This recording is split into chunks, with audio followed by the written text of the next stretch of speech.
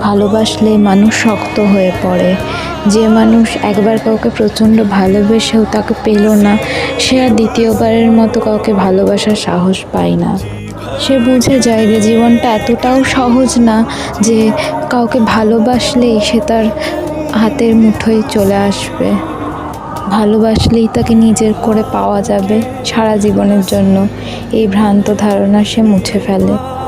যে মানুষটাকে পেলে হয়তো তার সারা জীবন আনন্দে কেটে যেত, সেই মানুষটাকে না পেয়েও সে পাথর হয়ে পড়ে না।